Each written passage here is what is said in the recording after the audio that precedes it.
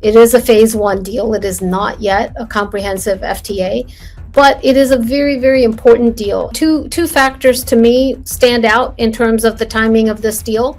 One is the arrival of Ambassador Gor to New Delhi at the beginning of the year. But the second thing is I also think that the fact that India and the EU announced a comprehensive free trade agreement last week, one that was, as the Indians put it,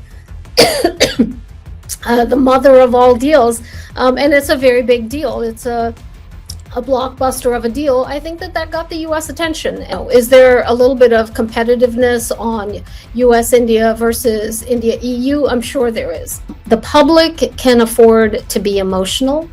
Governments have to act on the basis of their interests. Hello, welcome back to the Hindustan Times podcast. I'm your host, Shashank Mattoo, reporting to you from Washington, D.C. We've now seen the India-US trade deal, this agreement that we've been waiting a year to see, 6 formal rounds of negotiation, a 50% tariff that has now become an 18% tariff, really the biggest news story that anyone who was on the India-US beat and much of the general public was tracking. Of course, it's managed to get done. But what are the terms of the agreement? What does that mean for India and the United States? And will this agreement prove durable? And why exactly did it happen when it did? Joining us to unpack all of those questions is Nisha Biswal of the Asia Group, also formerly Assistant Secretary of State in the United States for South and Central Asia. Ms. Biswal, thank you so much for joining us. Could I ask you to begin with your first reactions to this deal? I definitely can admit that I did not see it coming this early. We were just chatting before this interview began that people that we were speaking to were saying, well, this deal is going to take some more time. It could take months. But now, of course, happening extremely quickly. With the start of 2026, your views on your reaction to the deal, as well as what you think caused this deal to happen so early on into 2026. Well, Shashank, it's a pleasure to be here with you. And let me just say, as someone who has been working on U.S.-India policy and the strategic relationship for many decades, that this is indeed a very big day. I remember, when I was Assistant Secretary, trying to move trade negotiations between the U.S. and India was a very, very difficult thing. Mm-hmm. Some of my colleagues at USTR at the time would say, negotiating with India on trade is like a knife fight in a dark alley. Here we are today with really a very, very consequential bilateral trade agreement. It is a phase one deal. It is not yet a comprehensive FTA, but it is a very, very important deal. And as you noted in your intro, it has taken many, many months, nearly a year, for us to get to this point. I know that USTR and the Indian Commerce Ministry have been at it and have been quite serious and diligent in creating a text-based negotiation. So unlike many other deals that were announced last year, this is not an in-principle deal. This is not an in-principle agreement. This is actually a text-based deal. And I'm sure that USTR and the Ministry of Commerce will release more details in the days and weeks to come. Right. But perhaps it took us by surprise today simply because it had languished for so long. When we had anticipated that it would be one of the first deals that would be finished back in April and May of last year. But I do think that two factors to me stand out in terms of the timing of this deal. One is the arrival of Ambassador Gor to New Delhi at the beginning of the year. And I know that having an ambassador in country who has a direct line to the president, who is championing the relationship, that's a really important thing, and I can't underscore the role that he must have played behind the scenes to really allow all of this to get across the finish line. But the second thing is I also think that the fact that India and the EU announced a comprehensive free trade agreement last week, one that was, as the Indians put it, the mother of all deals, and it's a very big deal. It's a blockbuster of a deal. I think that got the U.S. attention, and I think that seeing that probably made the US side also come to the realization that they had a very big deal of their own that had been sitting on the sidelines. And so now we see this announcement. Right. And, it was very interesting. At one point in time, there was a conversation about how the United States would react to the deal. There were some people who were saying that, oh my God, they're going to react with, some level of anger. You saw that Jameson Greer, the US trade representative, came out and actually needled the Europeans somewhat for signing the deal, saying that India had come out on top in the agreement. But you're saying that, in fact, it's led to this positive outcome where the Americans have said, hey, we have this deal with India that's been sitting around for a long time. We need to get this deal moving now. And within a matter of really a week or so, you've seen that happen. Talk a little bit more about that, about the pressure created by an India-EU deal on Washington to get things done. Sure. So first of all, is there a little bit of competitiveness on US India versus India EU? I'm sure there is. On the other hand, fundamentally, a strong India and a strong Europe is fundamentally in the US interest. But the US would not want to be on the sidelines while the India EU deal goes into implementation. I think India opening up after decades of having a much more protectionist economy, India opening up is a remarkable and important development. It's a sea change for India, but it also is a sea change for all of the countries that are increasingly focused on economic ties with India. Right. So there's three elements to this trade agreement that we saw, which is, of course, we start off with just the headline tariff rate. India's tariff goes from 50%, which included 25% reciprocal tariffs and 25% tariff penalties for buying Russian energy, so a total of 50%. That went down to 18%. And in return, according to President Trump, so this is what President Trump is claiming, there's commitment from India to buy no Russian energy and instead buy more energy from America. Number two, India has to bring its tariff barriers down to zero. That's again President Trump's claim. And also, of course, this commitment to buy $500 billion worth of US products, whether that comes to energy or technology or defense. So we'll go piece by piece. With the first piece, of course, is India and Russian energy. Mrs. Biswal, I got to ask you, is India actually going to stop buying Russian energy, as President Trump has said in his post and as numerous American officials have seemed to insinuate today? Well, I mean, obviously, that is a decision and a response that can only firmly be given by the Indian government. I will say that in the past, when the US and India have talked about challenges with other sources of Indian energy. For example, during the Obama administration, we had deep conversations with India about its import of Iranian oil. India went to almost reducing down to zero its Iranian imports. I know it went back up a little bit in recent years, but I think that it's very possible for India to diversify its energy imports as long as it is finding competitive alternative sources of energy. And I think that the US has made some commitments to India. India has made some commitments to purchases of US energy. We are at a point where energy prices have been at historic lows, although I know we've seen some uptick now because of the uncertainty around Iran. So I think that the energy picture is one that the Indians probably feel confident that they can navigate to the satisfaction of both themselves and the United States. Right. But I do have to ask you this question because I think that the people that I've talked to about the deal in the last couple of days, or at least in the last couple of hours, my apologies, is that the concern is that it's perfectly believable to say that the Indians will diversify purchases. They'll buy more from Venezuela. They'll buy more from the United States. And diversifying and reducing purchases from Russia, as we've seen over the last couple of months, the purchases from Russia have gone down. That is believable to a large number of people. But what you hear some administration officials say, and what President Trump said in his Truth Social post, was that those purchases will go down to zero. And I think that the Indians would look at this and say, we may have agreed to diversify, but we may not agree to bring this down all the way down to zero because, as they've said numerous times in the past, this is about India's energy security. Indian companies are going to buy wherever they feel the energy can be bought competitively and at cheap prices. So do you think that that opens up this possibility for friction or disagreement a couple of months down the line when the Trump administration looks at these purchases and says, hey, you may have reduced purchases from Russia, but it isn't down to zero like we agreed? Do you think there's that possibility? Well, of course, there is that possibility, but I also think that when the U.S. announced broader sanctions on Russian energy, that Indian companies have been largely seeking to comply and to de-risk from that. And Indian traders are global traders, Indian refiners are global refiners, and they don't want to be crosswise of sanctions either. So I think that India will manage this very carefully.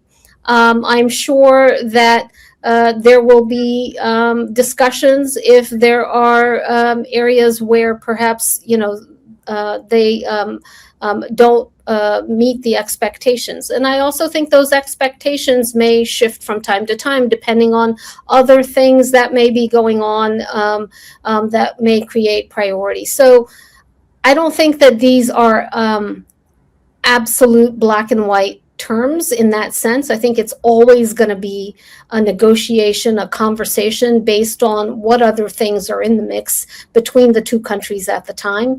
And on those basis, I think they will be able to find reasonable and stable outcomes.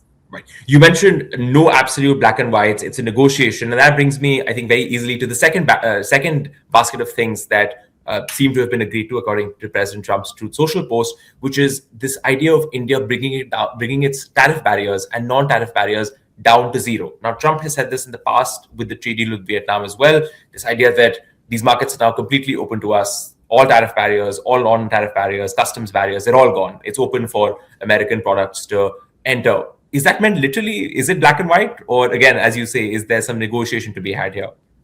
Look, I think that we have to wait and see what has been negotiated in, these 100+ pages of negotiated text that the two sides have been working through.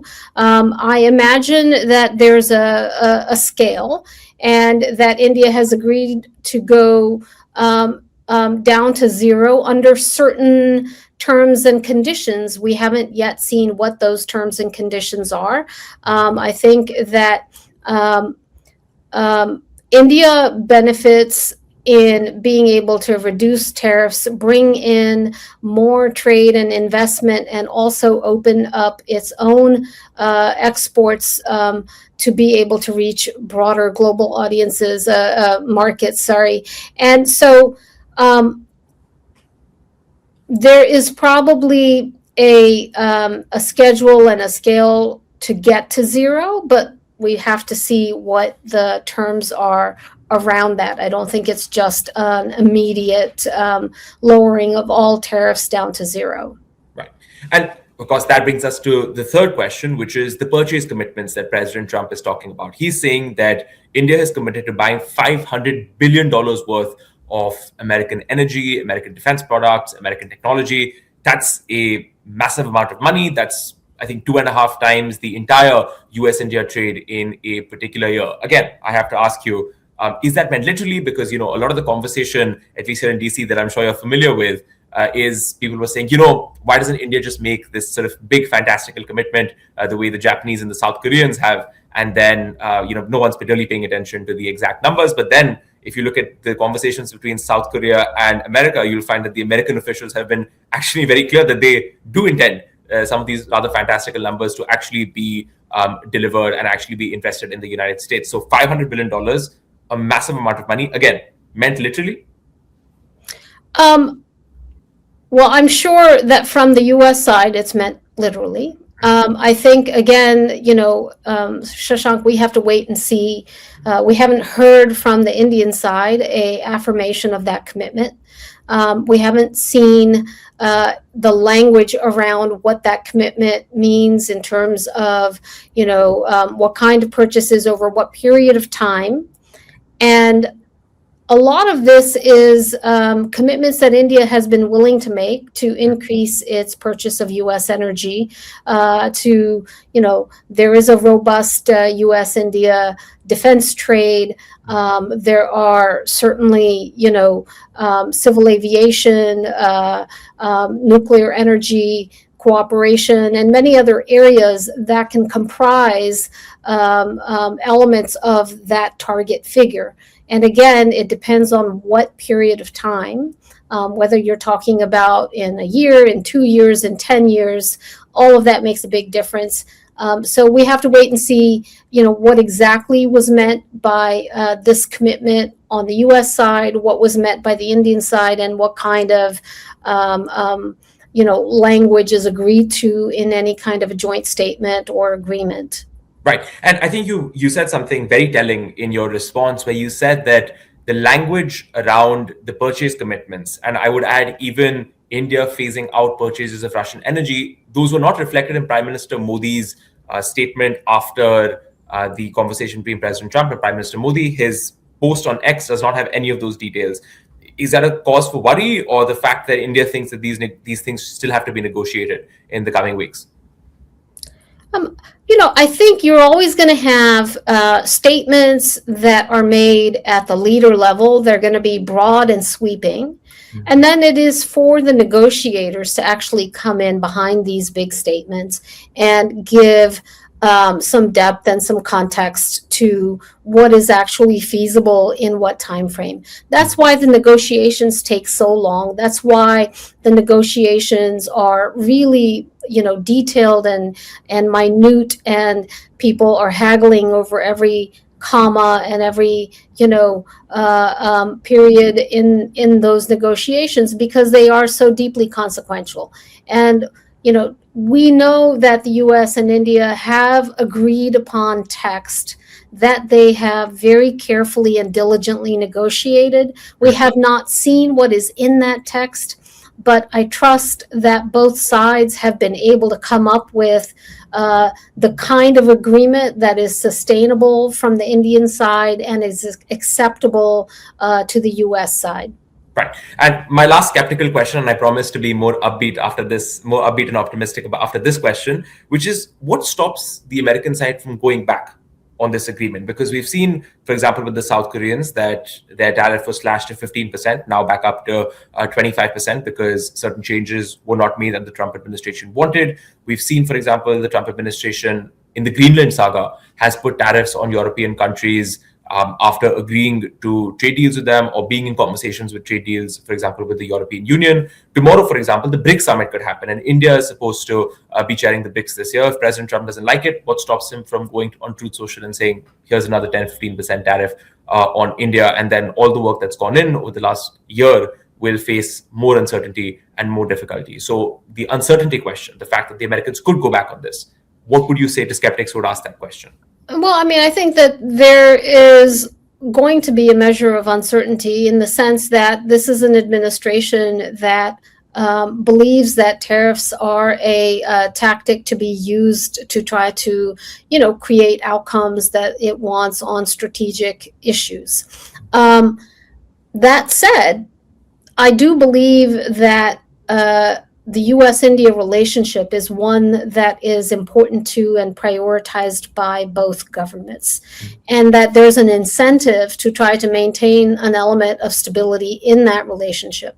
Now, one could argue that the U.S.-Korea relationship is also a very important and strategic relationship. So that's not to say that guards against any degree of uncertainty, but just that there is a strong incentive for both governments to try to focus on the areas of convergence, to maintain some degree of stability, and to really try to deepen the economic trade and investment and integration between our two economies. You have the external affairs minister here in Washington this week for a very important critical minerals summit. This is a summit where the U.S., India, and some 18 other governments are seeking to grapple with some of the real challenges and threats that China's dominance of the critical mineral supply chain has posed to the economic and strategic interests of our nations.